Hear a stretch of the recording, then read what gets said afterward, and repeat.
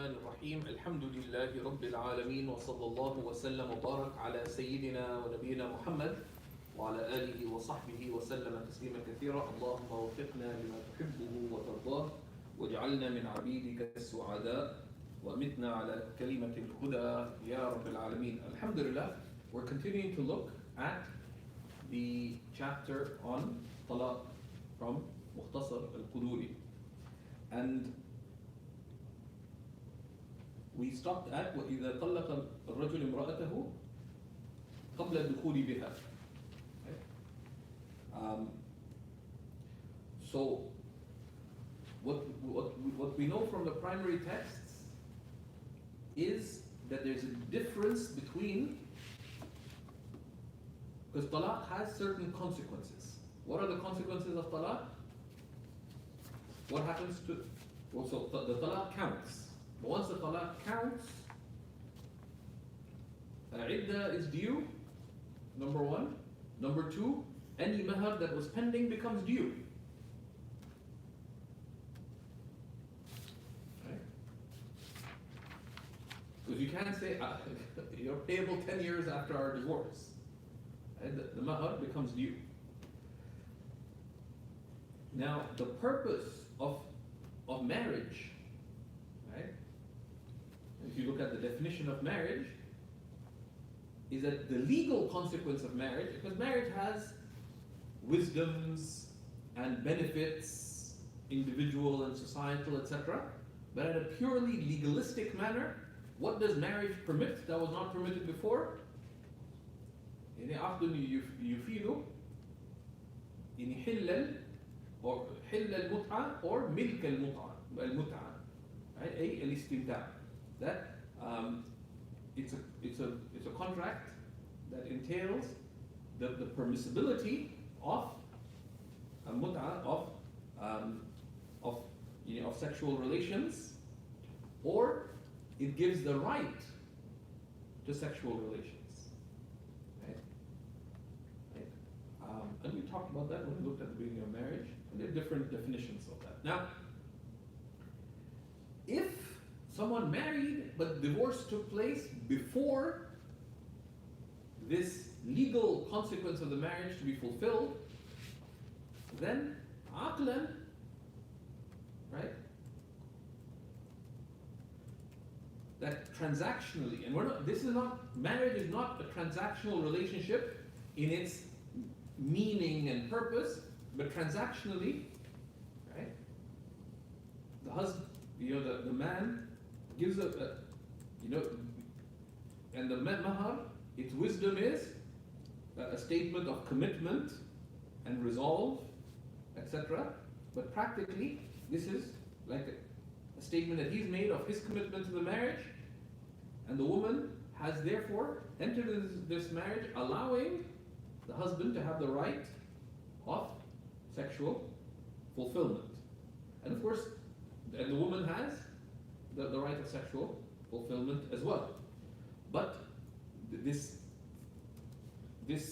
mahar given by the husband, if the dukhul did not take place,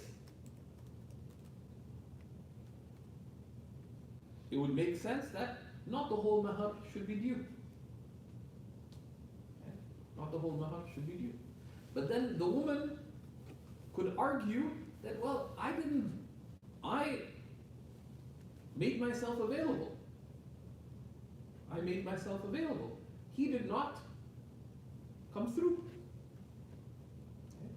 Which is why the khalwatu sahiha, being in a state of seclusion and privacy, takes the place of dukhul, of the intercourse, by which certain rulings, as we will see, are fully due. So there's certain matters that are only due after the khalwa or the بعد الدخول أو الخلوة الصحيحة. We look at diagrams, right? It has implications depending on situations. It has implications on the mahar, has implications on the iddah, right? As we will see. So he says رحمه الله تعالى ونفعنا به وبأئمتنا وإذا طلق الرجل امرأته قبل الدخول بها ثلاثا وقعنا عليها. If a man divorces his wife before intercourse and he adds he adds a key condition in the lubab والخلوة أي والخلوة الصحيحة. Grab me my pen. والخلوة, this is what يعني they say المطلق ينصرف إلى الكامل. This is a principle in fiqh. If something is mentioned unconditioned, it's considered to the complete case, the sound case. Because the khalwa, you could have a partial khalwa and then khalwa sahiha. Which one is being referred to here? Is the khalwa sahiha, the khalwa that fulfills the conditions of a khalwa. Right? Well, khalwa is sahiha. Okay. So they're alone together with no preventatives. Right? ثلاثة, 3 times, and a key condition here is jumlatan, at once.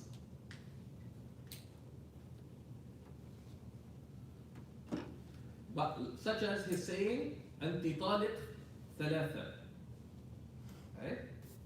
Or طلقتك ثلاثة, for example. Because if there's a difference between that if he says أنت طالق, أنت طالق, أنت طالق. Because when the first one happens, there's a consequence to it before the dukhul or the khalwa sahih, as we will see. So this is important. There's a second condition mentioned in the sharh that's important, right? Which is jumlatan, all at once. Waqa'na alayha, they all count, right?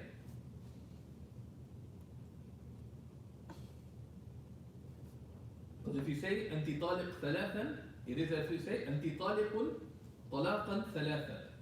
The ثلاثا is متعلق بمصدر محذوف. You are divorced thrice. So the statement of divorce itself is 3. Right? So what happens? It's as if this is the person, you made 3 divorces fall on them at once. So all fell together. But you say أنت طالق, أنت طالق, أنت طالق. The first one counts and it has a consequence, as we'll see. And once the first one hits, the second, so it's like a peg. If you hit it once, then again, you hit it once, it's gone through. So the second and third hits, the mahall al-talaq, the place of the talaq no longer remains. So second and third hit empty ground. Whereas you're divorced twice, it's one pronouncement of 3. It counts. Okay?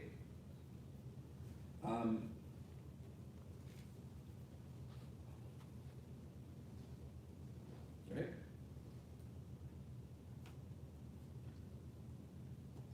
So this is one case. The second case is فإن فرق الطلاق بانت بالأولى وَلَمْ تَقَعِ الثَّانِيَةُ.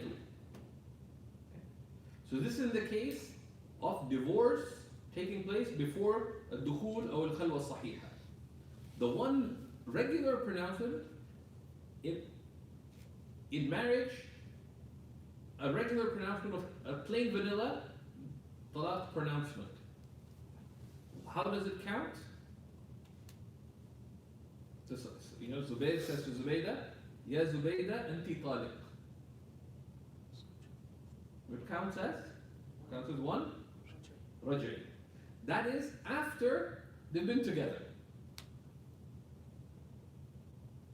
Before they've been together, it counts as ba'in. It counts as ba'in.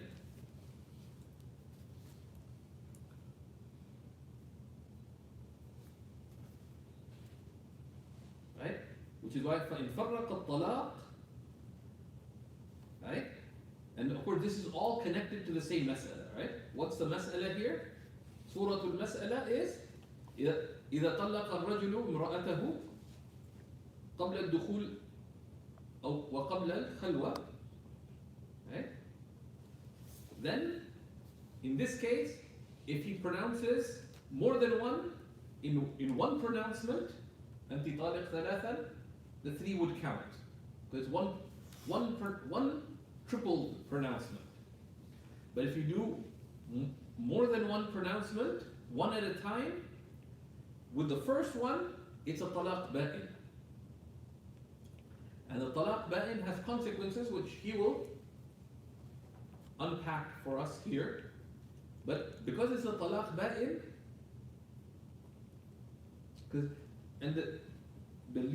and of course the basis of this are the primary texts regarding this, but the legal understanding would be that when you marry, there is a commitment to be together. Right? So, but once they've been together, then the ma'na of raji'iyya, of taking her back, applies. Right? Because they've established a relationship together. Either actually by consummating the marriage, or effectively they've been alone together. Right? So now he can take her back. But let's say at the wedding, Zubayr, took some coffee. Zubayr hates coffee. And he took it, someone came to shake his hands, and he leaned forward and he spilled the coffee all over. So on the stage, she says, "You wretched fool, I divorced myself from you." Has there been a khalwa sahiha yet? So this would count as ba'in, because it says, "I take you back." Or she spills coffee on him, and he says, "I divorce you." How can he take her back when he's not been with her? Right? So the ma'na of raj'iyya arises when they've been together, actually or effectively. Okay. Right? So in this case, فإن فرق الطلاق, right? Such as if he says أنت طالق أنت طالق أنت طالق to Zubaydah, بانت بالأولى. The talaq counts, and it counts as ba'in. الطلاق الصريح قبل الدخول يقع بائنا. It counts as ba'in.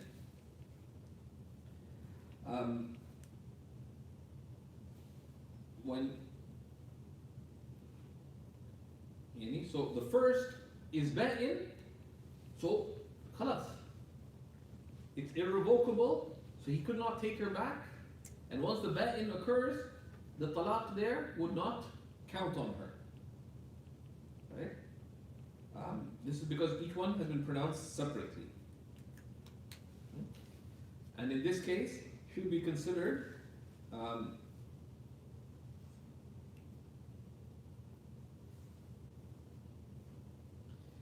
now, وإن قال لها أنت طالق واحدة وواحدة وقعنا عليها واحدة. Right? And these are all connected to the same case. This is before the dukhul. If he says to her, أنت طالق واحدة وواحدة, you are divorced one and one, only one counts. Because the first is ba'in, and then what's after the waw hits salaf, لم يصادف محل للطلاق. She's no longer fit to be divorced, because she's already divorced with a talaq ba'in in this case. Okay. وإن قال لها أنت طالق واحدة قبل واحدة وقعت عليها واحدة. Right? And if he says to her, you are divorced one before one, right? It also only counts as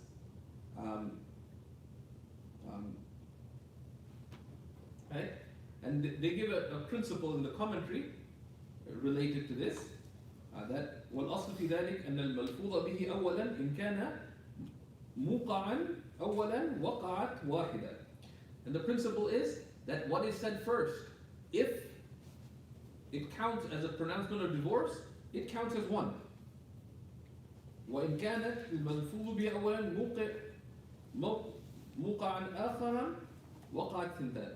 But if what's said the first time, if it would count as two, they would count as two or more.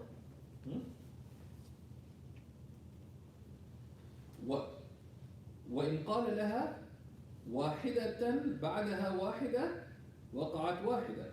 And likewise if he says one after which is one, only one counts for the same reason. وإن قال لها واحدة قبلها واحدة وقعت ثنتان. So what's the difference between this and the previous issue?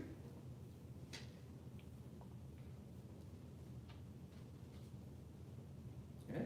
واحدة, one before which is one, it will count as two. I divorced you with one before which is one. It's like saying I divorced you twice. Right?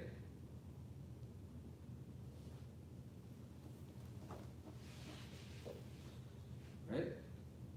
And the only difference is and this goes back to the Arabic. The previous case was إن قال لها أنت طالق واحدة قبل واحدة. You turn it with one before one. But here is قبلها واحدة, before it is one. Because with the other, right? So as if you say you divorced two, where the first one would count is one then one. So it's like it's a linear pronouncement of divorce. One, it's a serial pronouncement. A then B would count as the first would occur, the second wouldn't. When you say one before which is one, it's as if you're saying two.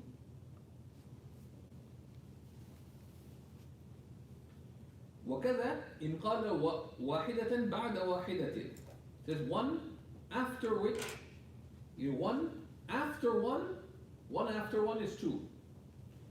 أو مع واحدة. أنت طالق واحدة مع واحدة. You turtle one with another divorce. Counts as two. Okay. So it indicates, what's the wording? Does it indicate more than one divorce pronouncement together? جملة, they would count. If it's A plus B plus C, only the first of the pronouncements would count. Right? Because the talaq al-ba'in, only one, the talaq before consummation of marriage or khalwa, only one pronouncement counts. So that one pronouncement is multiple, it would count.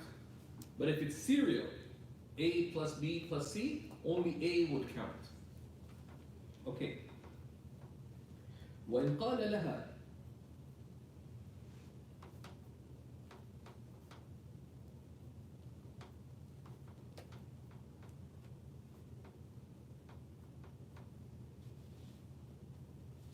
okay.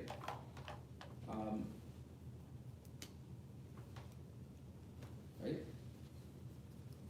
إن دخلت الدار فأنت طالق واحدة وواحدة فدخلت الدار وقعت عليها واحدة عند أبي حنيفة. Right? So this is a difference of opinion between Abu Hanifa and his two companions. One of the usages of Imam al-Quduri is in the matan, right? He doesn't go into frequently he doesn't go into the khilaf of the sahibain, but he indicates the khilaf sometimes by mentioning Abu Hanifa, عند Abi Hanifa. And the implication is that there's a khilaf here. Right? So here, according to Abu Hanifa, if in dakhalti dar, if you enter that house, you are divorced one and one. And this is all a subcategory of before the unconsummated marriage. And this goes back to a lexical thing. How are conditions considered? You say if A, then B. So do you consider B to be together? Or do you consider B on its own? So like it's like science-wise, it's as if you put brackets. If A, then B. But B is made up of two parts. If A, then B. Okay? So in دخلتي الدار. Okay? This is A. What is the expression? أنت طالق واحدة وواحدة. Okay?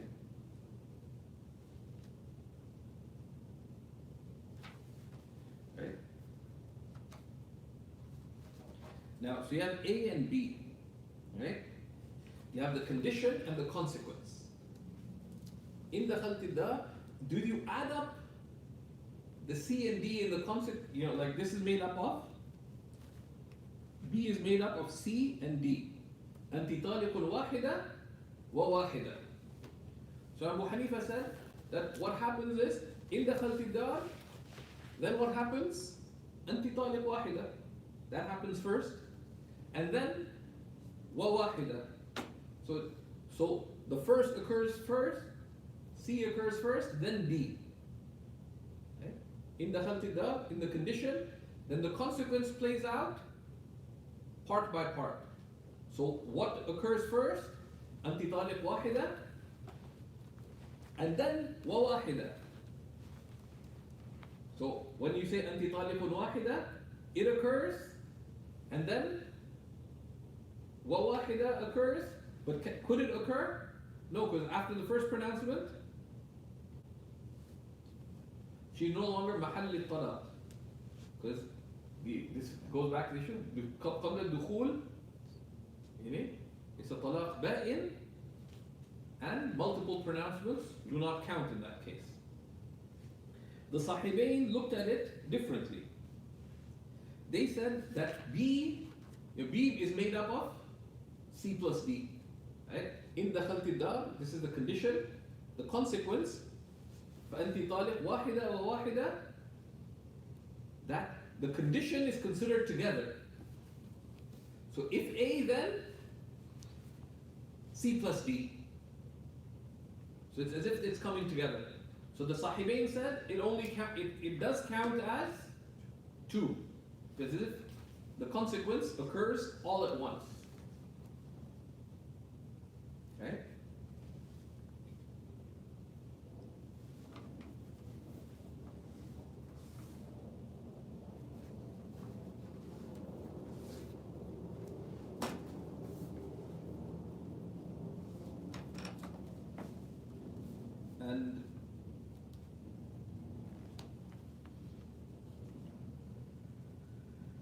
And the position of Imam Abu Hanifa here is a relied upon position. And وإذا قال لها, but this is where also some of the khilaf arises from matters of Arabic usage. How is it used? How is it used?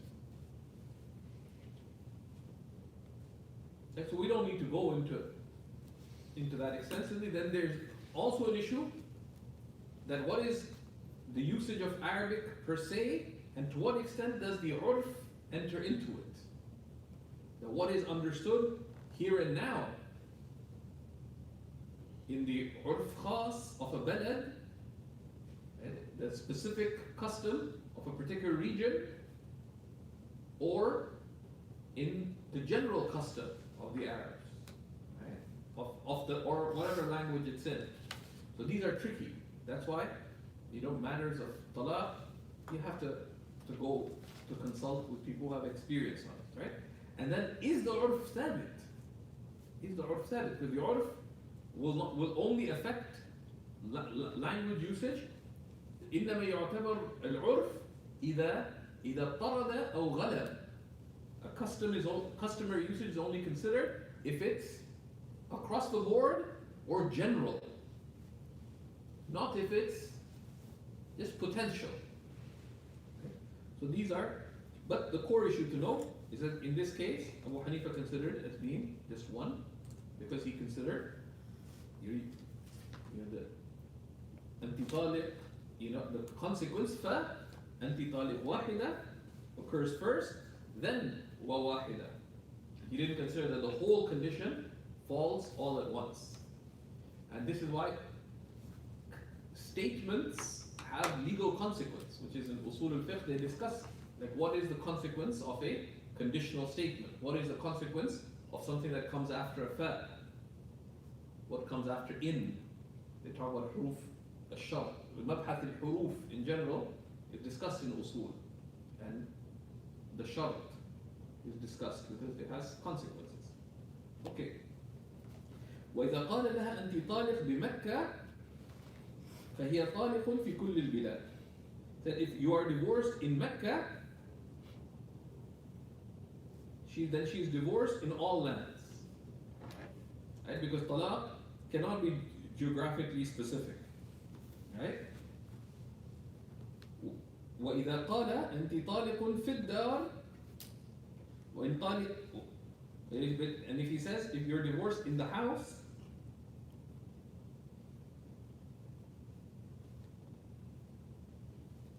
also, right? And كذلك, there should be a كذلك. Our copy has a mistake, right? The كذلك should be within the matan. You have that error too, right? Right? وكذلك, and likewise he says you're divorced in the house. So this is a difference, right? If you say أنت إن دخلت الدار فأنت طالق, this is a conditional statement. If you enter the house, you're divorced. We said أنت طالق في الدار, you're divorced in the house. It says you said you're divorced, so it counts, right? وإن قال أنت طالق إذا دخلت مكة. On the other hand, if he says you're divorced if you enter Mecca, this is now a shart.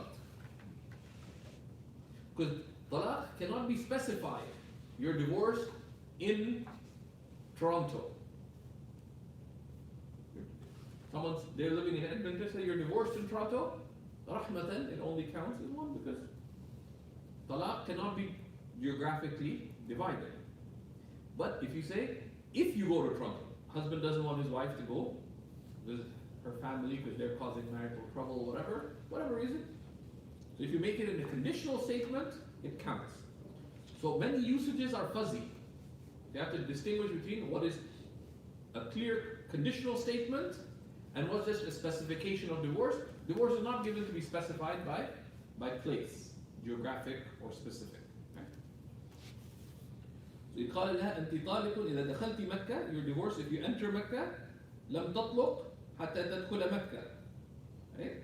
If he says you're divorced if you enter Mecca, she wouldn't be divorced until she enters Mecca. This is a type of conditional divorce, الطلاق المشروع. Right? وإن قال لها أنت طالق غدا وقع الطلاق عليها بطلوع الشمس أو بطلوع الفجر. And if he says you are divorced tomorrow, then the divorce will count with the rising of the sun, because that's when the next day begins, with the beginning of Fajr time. The legal day, the ghad, ghadan is al-ghad, the day begins with the morning. And the Arabs have different ways of talking about the day, because the next day begins with sunset, insofar as the whole day. But there's also the idea of there's the morning and the end of the day. الغداة والعشي. Right? So the morning and the evening.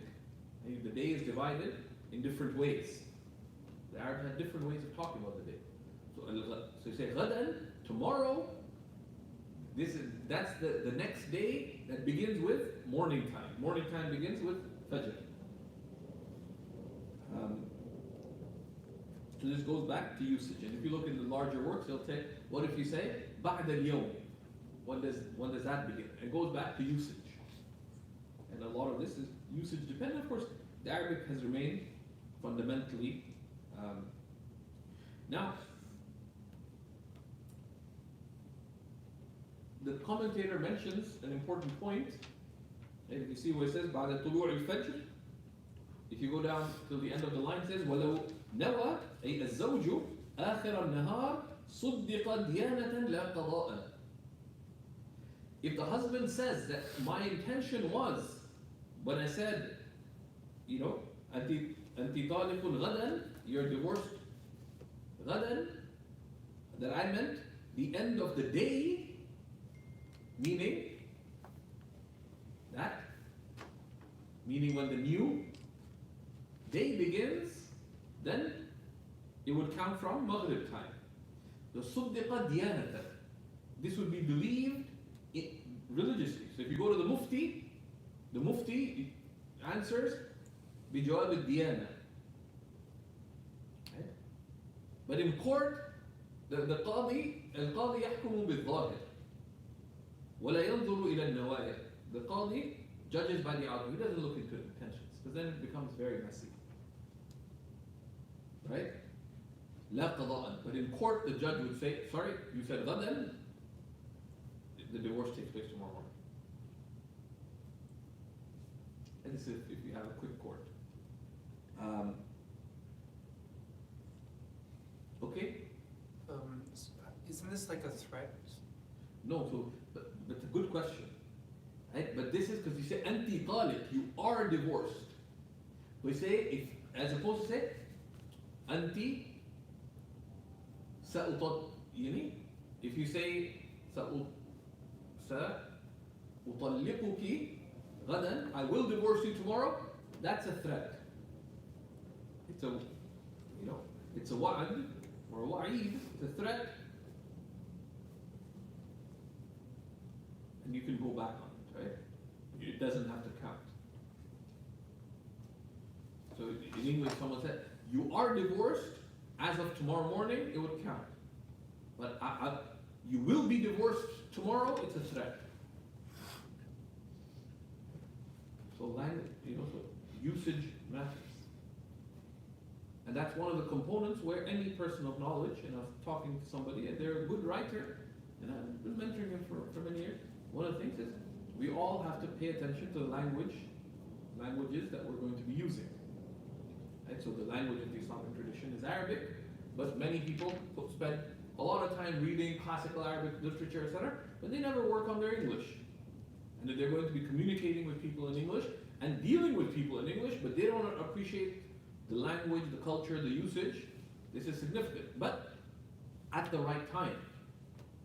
Imam Muhammad ibn al-Hasan was extremely careful with his time. So much so that Imam Malik's student, Asad ibn Furat, went to him and asked him to study with him. And Asad ibn Furat, was like one of the ashab of Imam Malik. Muhammad Hasan said, I don't have any time. He said, how come? He said, my time is fully accounted for from Fajr till after Isha. Asad ibn Furat was a true seeker. He said, what do you do before Fajr? I worship my Lord. So, but Asad ibn Furat, as Shaykh Hamza quotes from Shaykh Abdullah bin Bayyah, لا ألتفت إلى من دق على بابي مرة. So I don't pay any attention to someone who knocks on my door just once. So it says, so what do you do when you are preparing to worship your Lord before Fajr? Like when you're preparing to make wudu, etc. Muhammad Hasan was silent. Says, I'll come to you at that time. We'll see. Right? Because most people make big claims, but they don't follow through. And he did. And he didn't miss an appointment at that time.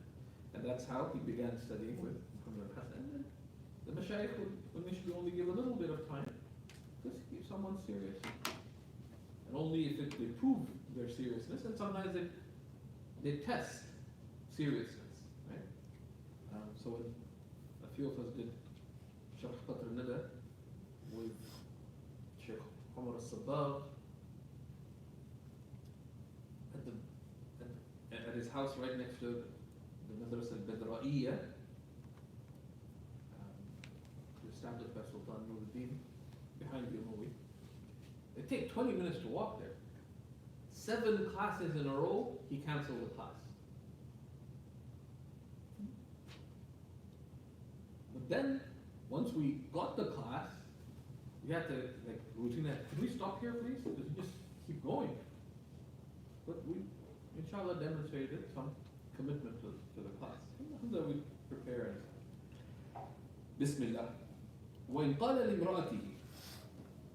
So now we're moved on from those issues. Now it's very important, like when we take notes, even in the margins of a copy that we've studied, to make, to mentally make clear when an issue begins and when it ends. And now there's another topic.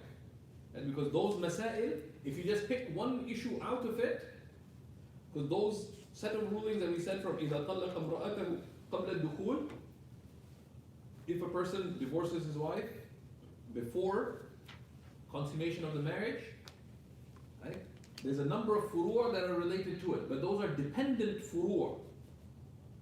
They all arise under a scenario. But if you take it out from that scenario, do those rulings stand on their own? No. But then he appended that with, and this is why the paragraphing on our copy, for example, is terrible. Because then the issues of conditional divorce, so there's one issue of conditional divorce that is connected to that, but then he talked about the difference between conditions and specifications. Is that related only to الطلاق قبل الدخول? Is it? Like the issue of وَإِذَا قَالَ لَهَا. Right? So it's in the same paragraph, in at least my copy. What copy are you using, Omar? Online manuscript. You didn't bring a copy. Can you grab the? Do you want to make it all?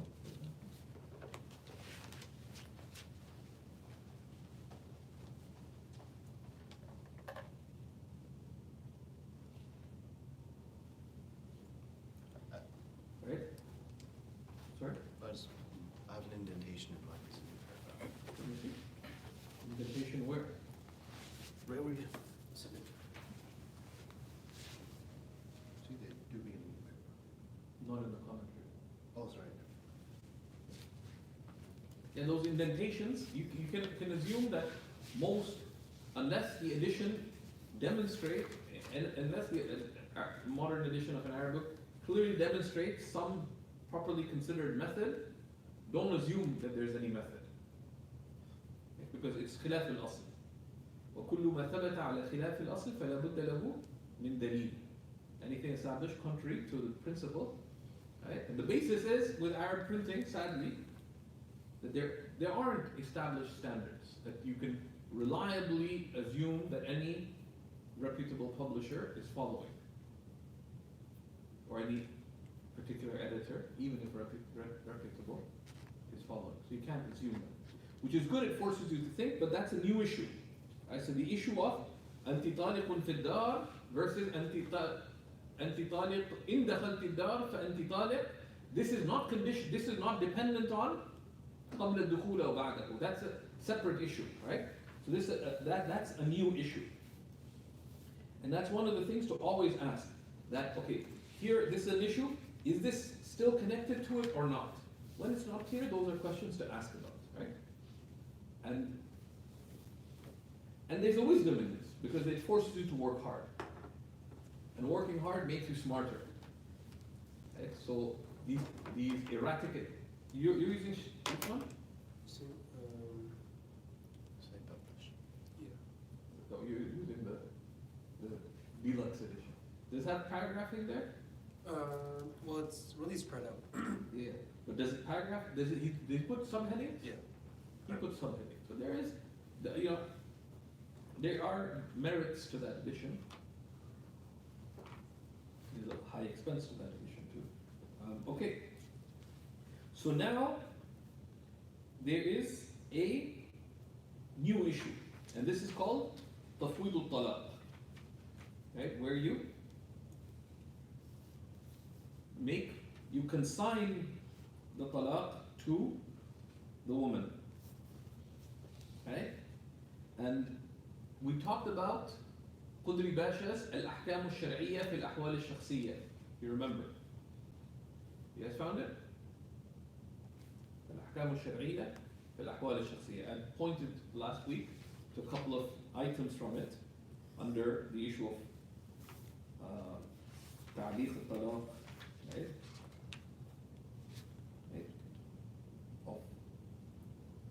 Item 150, 251 and 252, I believe, that describe that talaq counts with this lafdhan or kitabatan, with immediate effect, or mu'allaq, or condition, mu'allaq bi shart. He summarized all of that in one item, which is 251. Inshallah, do take the effort of download it. The PDF is available online. Al-ahkam al-shar'iyya fi al-ahwal al-shakhsiyya by Quduri Basha. It has a large commentary by Al-Abyani. Like the old edition is in a couple of volumes, and there's a somewhat bloated version of it in 4 or 5 volumes, published out of Dar es Salaam. And Al-Abyani himself did a abridged version of it called Mukhtasar al-ahkam, Mukhtasar sharh al-ahkam al-shar'iyya fi al-ahwal al-shakhsiyya. But he summarizes the rulings of what's called tafwid al-talaq. Fawwada yufawwidu tafwidan is when you consign a matter to another.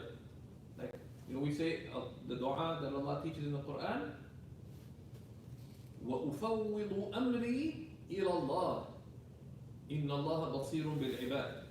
And I consign my matter to Allah. Right? And the idafa is lil-jins, right? Okay? So, amri, I consign all my affair. Okay? Amri, it's like, if a ta'rif happens through multiple ways, as we know from the Ajrumiyya, right? And if you memorize, you should know that there's different types of ways that ta'rif happens. Such as by by دخول الألف واللام, but also بالإضافة, right? So غلام versus غلام زيد, it makes it معرف. And so the إضافة. So here, أفوض أمري, I consign my affair, meaning all of it. Tafwid is to consign it to another. So tafwid, right? So item 260 of al-ahkam al-shar'iyya fi al-ahwal al-shakhsiyya, and I'd like to see those written up, right? 251, 252, and also 260, because it summarizes the ahkam of tafwid.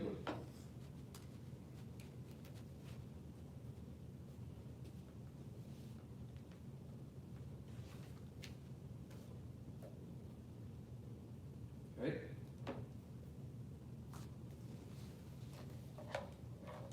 And there's 260, and the next 3 items, 261, 262, 263, detail out some of the implications.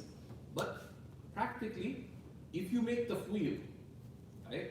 If you make tafwid, right? It can be either, right? You can give the choice. Right? You can say, إما بتخييرها نفسها. You have the choice whether to remain in the marriage. اختاري لنفسك. Right? You can give her the choice. That's the example he gives, right? Or your affair is in your hand. Amruki biyadiki. Right? Or, so you can, there's different ways you can do it. And they're described in the item in Al-Ahkam al-Shar'iyya. So one is by giving her the choice of divorce. Ikhtari li nafsik. So she requests divorce, that you can choose. Or, amruki biyadik. She says, I want divorce. The husband says, this matter is in your hand. Okay? Or he can consign the divorce to her. Right? فَوَّضْتُ الطَّلَاقَ إِلَيْكِ. And I've given you the right of divorcing, of divorce. Now once this is done, once the tafweel is done, then the husband cannot go back on it. Husband cannot go back on it. Now, but then also the tafweel, sometimes it can be time limited. Do you see the difference between saying, so they're having an argument, saying, you can choose to divorce yourself. And as you have the right to divorce yourself. Right? You can choose to divorce yourself. The choice applies to what? To the majlis. Unless extended, clearly. Right? He says, I want to divorce now. You can choose to divorce yourselves. So that is limited to the majlis, as opposed to when he grants her the right to divorce. Now, when he grants us the right to divorce, this tafweel, it can be mutlaq, right? Any time. Or it can be muqayyad. It can be limited. Limited how? By making it, so it's tafweel ma'a shart. Okay? So it's tafweel. When we talk about, can you make shart? Yes. So you can have tafweel plus shart. Right? That if A, B, C, and or D, then you have the right to divorce yourself. So it is tafweel plus shart. Right? So one is, for example, someone wants to get married. She wants to have the right to divorce herself from him at any time. That can be specified. That I agree to marry you, this is this, with the agreed upon right of divorce. Such that she has the right to divorce herself from him at any time. So that is tafweel bila shart. He has granted her the right of divorcing herself from him. Now why is this of consequence? If this was not specified, is the woman stuck in the marriage? Is the woman stuck in the marriage? Are people with me? Is the woman stuck in the marriage? What can she do?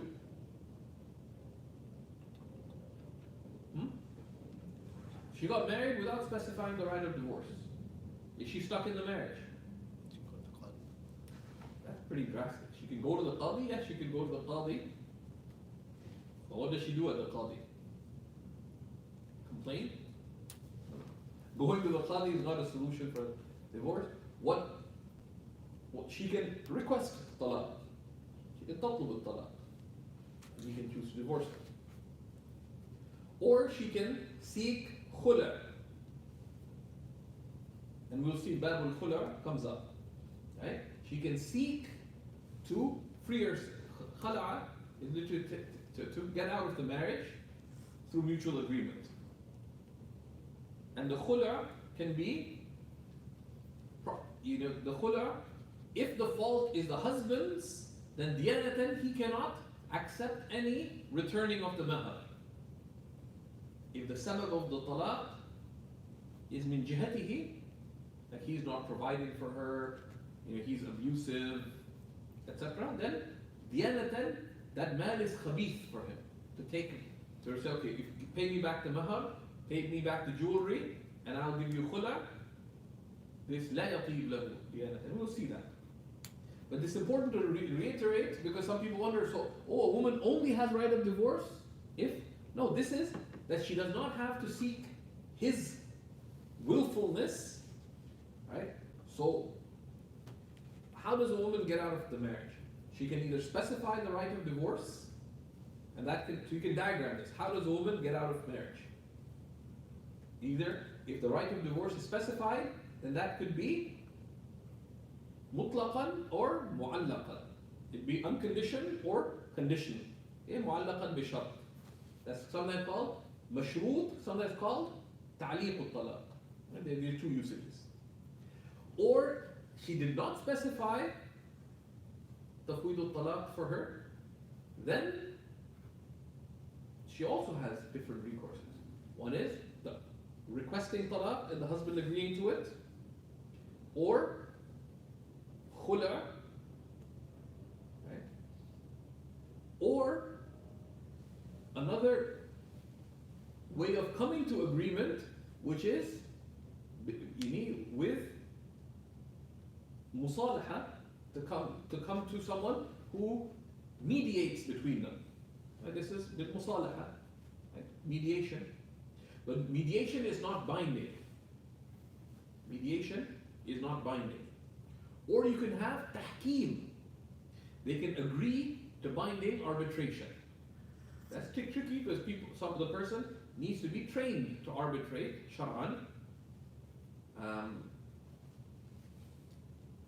Or you can take it to court. But in court, the judge has limited recourse. And this is called fasakh. Right? The judge in some situations could order the husband to divorce his wife. And fasakh, annulment of divorce, in the Hanafi school is very restricted. And we'll be looking at the issue of annulment when it comes. But there's many recourses. But then, this is where al-jahlu darar, ignorance is harm. Well, dararu yuzal, harm is lifted. If you're getting into the marriage, if you're a aqil, al-aqil la yadurru nafsah. The intelligent person will not allow themselves to be harmed. For a woman to go into marriage, especially of someone who's not clearly of religion, of haqiqat al-deen, not just some awsaf arida, like how he prays or whatever. No one doesn't have haqiqat al-deen. That's mutahaqqaq. Ala wajh al-tahaqquq. They not confirmed that this person has true diyana, of religiousness, which is manifest in difficult choices, of husn al-khuluq, of istiqamah, uprightness, thiqah, adl, like uprightness, right? You're not verifying those things. You're entering into a marriage without specifying the right of divorce. Then you get stuck. Is it the Sharia's problem? You're the one who allowed yourself to be harmed. Now we'll try to help you, but let people beware. Now we have a responsibility of izalat al-darar an al-nas, which is to have clear guidance on marriage and so on, and facilitate a marriage contract, awareness of these matters, etc. Right? But even so, the best case scenario is in our times is to, at the very least, a woman should have specified the conditional right of divorce that safeguards her rights. That safeguards a significant portion of her rights. So that in the event, and the ulama mentioned these key cases, right? In the event of abuse, of disappearance, of non-provision, of ongoing non-provision,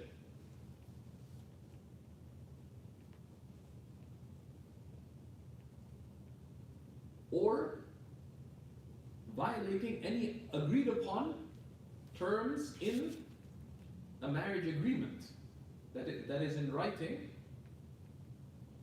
right? So she wanted to get married, she wanted to be able to finish her degree. He says no. Like they say, خلينا عقلاء. Let's be rational beings. لقد كرمنا بني آدم. We have honored the children of Adam. To be an honored servant of God, use your mind. Allah Allah granted it to you. Right? An intelligent person is someone who safeguards their worldly and next worldly interests. What is the sirat al-mustaqim? The straight path is a path that safeguards the good of this life and the good of the next in a manner pleasing to Allah subhanahu wa ta'ala. That is الصراط المستقيم. والصراط الذي يحقق خير الدنيا والآخرة على وجه يؤدي إلى مرضات الله. Right? That is one of the definitions. That's it. Because you can define the straight path by its destination, and there's levels of destination. You can describe it by who embodies the straight path, which is the messenger of Allah. You can describe the path by its characteristics that it fulfills, and fulfills the good of this life and the good of the next, in a way leading to the good pleasure of Allah subhanahu wa ta'ala. So, that is something that is very significant, especially in the absence, if you look, what is the recourse? So we mentioned 5 recourses. I hope you caught these recourses. In the absence of having the tafwid al-talaq, what is the recourse? Let's recap. Specify the right. No, without specifying the right. Seeking the One is no. First is just ask the husband to divorce you. If there's talab al-talaq, ask him, please divorce me. Number 2 is khula. So we should write these in number of them. Number 1 is talab al-talaq. Just straightforward, just ask him.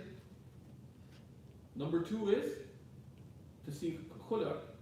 That okay, if it's from her. I have a friend, they had a kid, wife decided that I can't handle being a mother. I wasn't ready for it. Decided to travel the world. I can't entirely blame her because he's also a colorful character. So,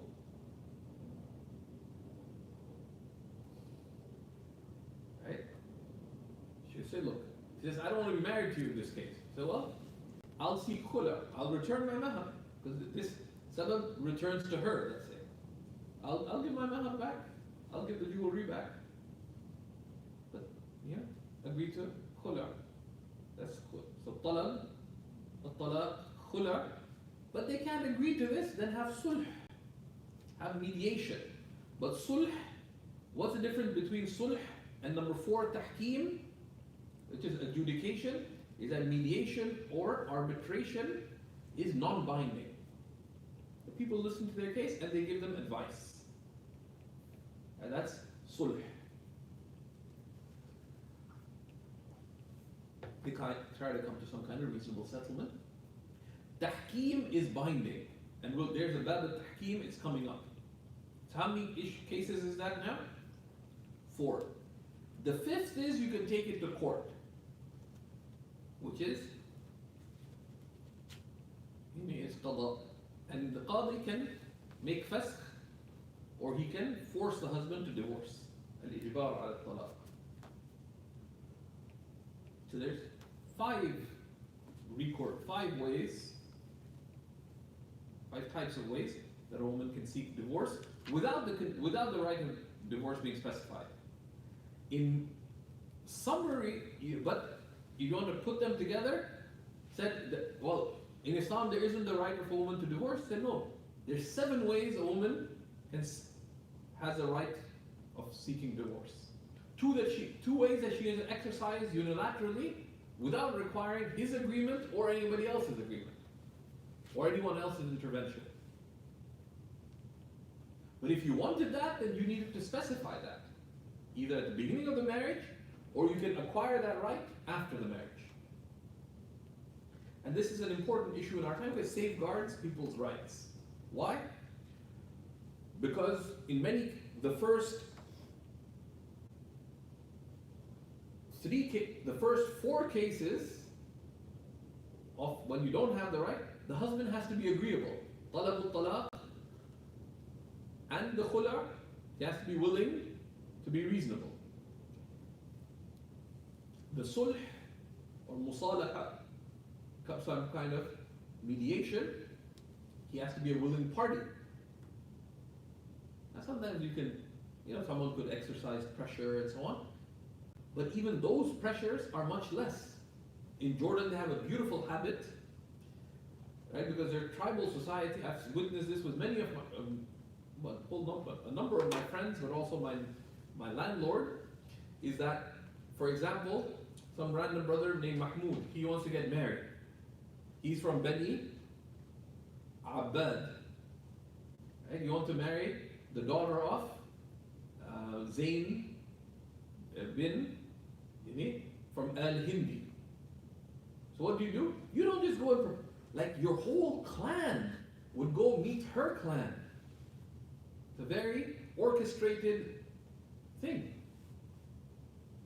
And they would come, the leaders of the clan would say, this is our son, not just the father and the mother, the whole clan, this is our son.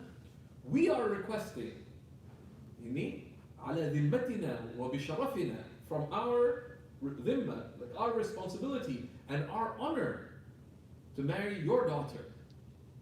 Right? And we all take it upon ourselves that he will behave himself and he will honor your daughter. He'll take care of it. And if he doesn't, all of us will step in. And I saw this.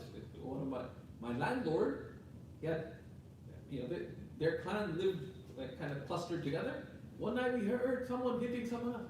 My landlord came and said, "Ya akhui, samihni." He said, "You may have heard some voices at night. Sa'ib alayna. Wallah." They said, "Wallah, we broke his back." Not literally, but we taught him that, he says, "Nahn ahl sharaf." We're people of nobility, honor. He says, if you do this again, you're going to be ostracized. And so there's societal safeguard of extended family and honor and this and that, and these are lacking. Individual uprightness is lacking, the social safeguards are lacking, and the legal mechanism is lacking. We don't have courts. In the Muslim world, the legal system is in disarray because of an infrastructural breakdown, even of Sharia courts. Right? It takes years to handle cases in some countries. And there's corruption and this and that. I've been asked many times by people, say, can I just pay off the judge to give me a such and such? Of course not. Right? But that exists. Sharia courts. It's not a general case, but in some places, some court systems are better than the other. So this recourse, right, in a marriage contract to specify that safeguards a lot of rights. And also, of course, education as a preventative to harm. So this is a very important concept that we will look at, inshallah. Next class, we'll stop here. I want to let these issues of talaq sink in, and please look up items 260, especially, and 261, 262, 263 of al-ahkam al-shar'iyya fi al-ahwal al-shakhsiyya. We will be completing the section on divorce next week, and raj'a will be looked at as well. Raj'a is very straightforward. Okay, so next class we'll complete divorce and look at raj'a. So we'll full length class in ta'ala. Raj'a is very straightforward. And then there's a number of chapters that are, that don't require, that we're going to go through quite quickly, which is al-ila, al-khula,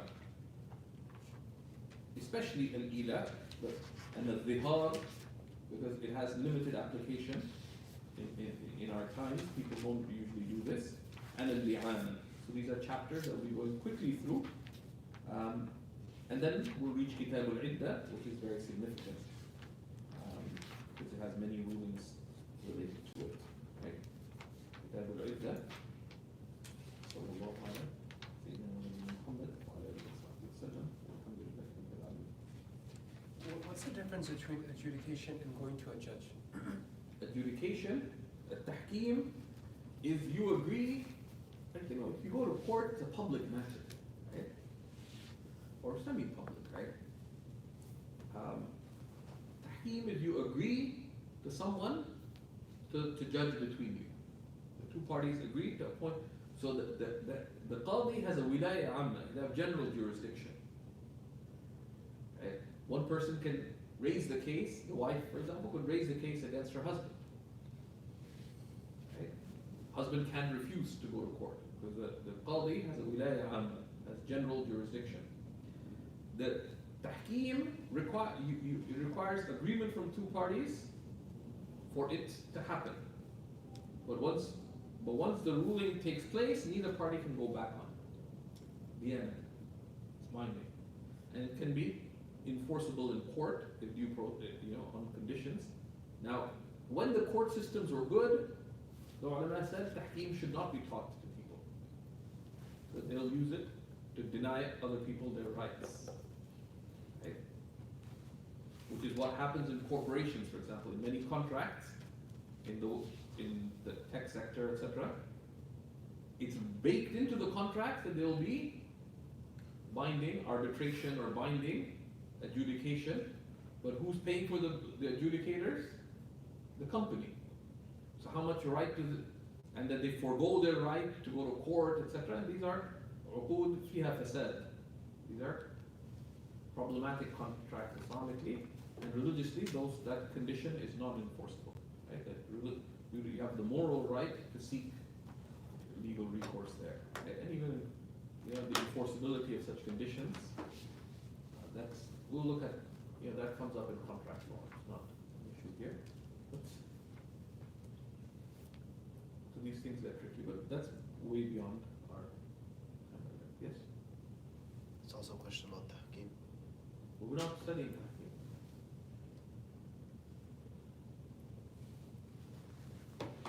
So in the beginning, when we were talking about how if the man says 1 plus 1 or or 1 before 1, I didn't understand how the second case, if he says I divorced you. No, it's read the Arabic. وإن قال لها أنت طالق واحدة وواحدة وقعت عليها. I don't understand why that would be 1. So that's 1 and 1. It's right. 1 and 1. So the one happens, then the other one happens. But then the second and third case, so when قال لها أنت طالق واحدة قبل واحدة وقعت عليها واحدة, but in the third case وإن قال لها واحدة because واحدة قبل واحدة, 1 before 1.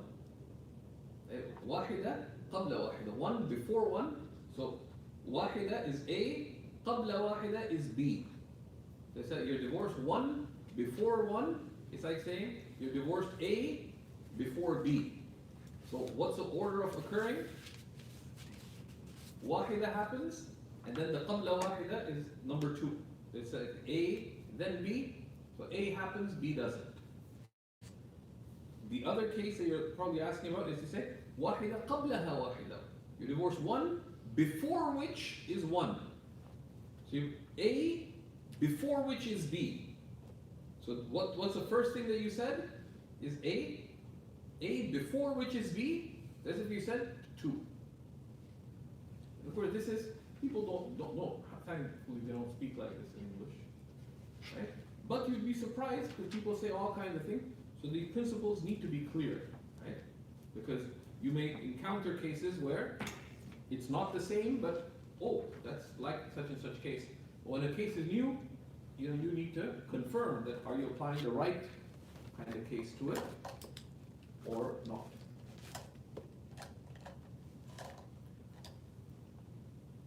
Can I confirm my understanding? What? The reason behind which an additional divorce doesn't count on the woman with whom a man has not had intercourse. Is it because he no longer has the rights of divorce, and therefore the additional ones? Because in talaq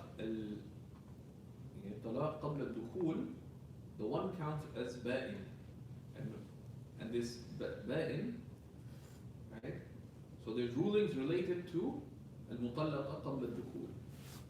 If you guys remind me, I can share the items of the ahkam al-shari'ah, al-ahwal al-shakhsiyah related to that. So talaq qabla al-dukhul and الطلاق بعد الدخول, there's a number of ways it differs. There's rulings that apply to A and the rulings that apply to B. The basic thing is, it counts as ba'in, and only one divorce, one pronouncement can count. The guiding principle is, before the marriage is consummated, actually or effectively, only one pronouncement can count, and it counts as ba'in. If the one pronouncement comes as 3, it counts as 3 because it was one triple-fold pronouncement. Sort of simplified it. There's some detail to it. Walhamdulillah. I need to disappear.